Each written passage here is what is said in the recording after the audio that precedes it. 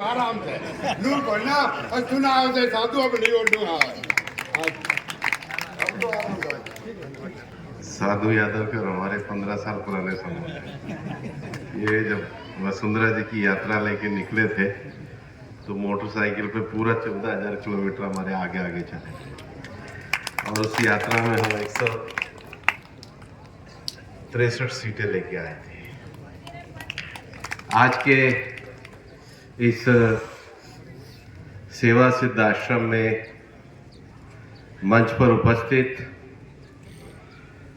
पूज्य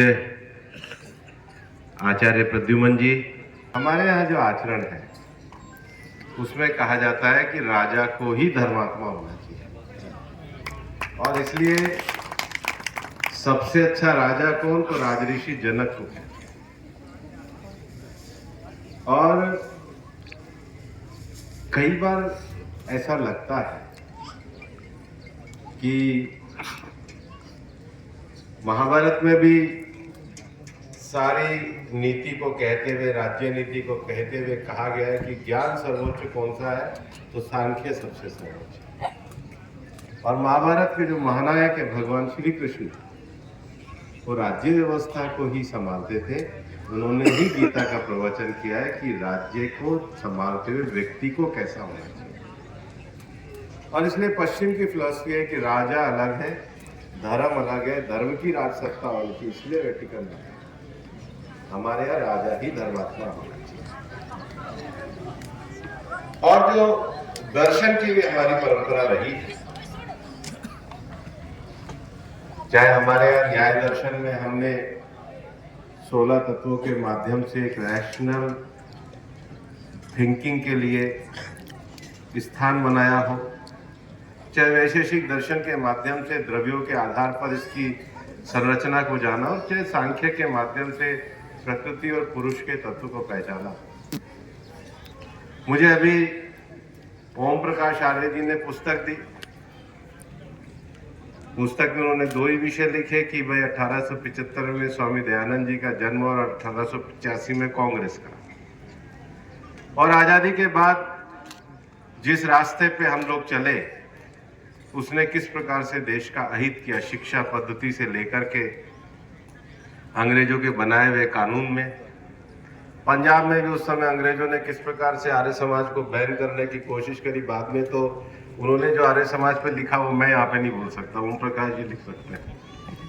लेकिन उन्होंने एक चेतावनी ये दी कि भारत का जो निर्माण होना था, भारत के निर्माण में 70 साल में अपनी मूल प्रकृति, चेष्टा, संस्कृत, विषय उसको जानने में कहीं ना कहीं कमी रही।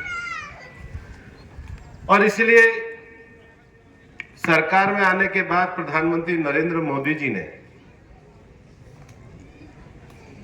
जो सबसे पहला काम, जो बड़ा काम इस सरकार का 10 सालों में हुआ है, वो भारतीय शिक्षा पद्धति के हिसाब से हम नई एजुकेशन पॉलिसी को लेकर के आए हैं। हमारे यहाँ जो अंग्रेजों की सिखाई हुई व्यवस्था में सबसे बड़ी कमी रही, गुरुकुल वाले आचार्य जी भी बोल रहे थे,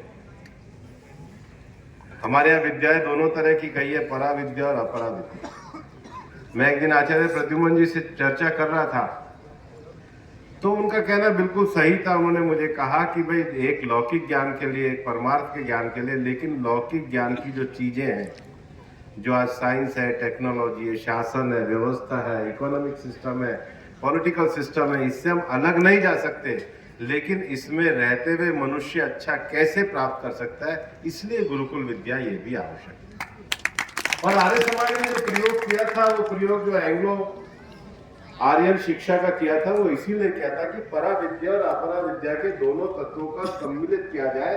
आधुनिक ज्ञान, विज्ञान, तकनीकी, भाषा, उसको भी ग्रहण किया जाए, लेकिन जो मनुष्य के जीवन का मूल उद्देश्य है उसका भी साथ के साथ विकास किया जाए। और इसलिए बड़ा विकास होने के बाद भी जो सबसे बड़ी समस्याएं आती हैं, वो कहीं डिप्रेशन आता है, कहीं एंजाइटी आती है, कहीं रिश्तों के टूटने का आता है, कहीं परिवार के टूटने का आता है, कहीं पलायन का आता है, कहीं जगह छोड़ने का आता है। क्यों मनुष्य इतना विचलित होता है? क्योंकि दूसरी विद्या का अभाव होता जा रहा है और दूसरी विद्या पहली विद्या को स्वीकार नहीं कर रही। इसलिए जो साइंस और स्पिरिचुअलिटी का मेल है, जो नए कौशल और विकास के साथ हम अपने मूल विषय और विज्ञान को लेकर के जा सकते हैं। मुझे लगता है बड़ा उदाहरण तो हमारे आचार्य स्वामी रामदेव जी ने दुनिया के सामने प्रस्तुत किया है। और जो नया एजुकेशन बोर्ड पे वो वास्तव में काम कर रहे हैं, वो भविष्य के भारत के लिए बड़ी नींव रखने का काम करेगा। उसके लिए भी इलाका गौरव का विषय रखता है। कल संयोग से मैं महाराष्ट्र में एक जगह पे था, सतारा जिले में प्रतापगढ़ नाम की जगह पे था, क्योंकि कल नवमी का दिन था। तो हमारे छत्रपति शिवाजी महाराज के जो वंशज है छत्रपति राजे, तो छत्रपति उदयराजे जी ने मुझे कहा कि आपको महाराष्ट्र में हो तो नवमी पे उस दिन आना चाहिए जहाँ छत्रपति शिवाजी महाराज ने तुलजा भवानी की पूजा करी थी और अफजल खान को परास्त करके देश में नए स्वराज की स्थापना करी थी।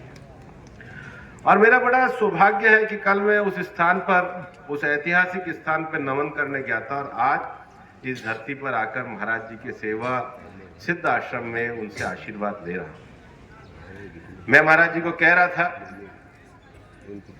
कि ये तो ठीक है, हम भी सुप्रीम कोर्ट के वकील रहे, राजनीति में भी स्थान अच्छा ग्रहण किया, लेकिन मेरा ये मानना है कि जो नई पीढ़ी निकलनी चाहिए उसमें समय के प्रति एक नया विश्वास जागरण होना चाहिए। इसका हम वास्तव में योग जी में कैसे कर पाए।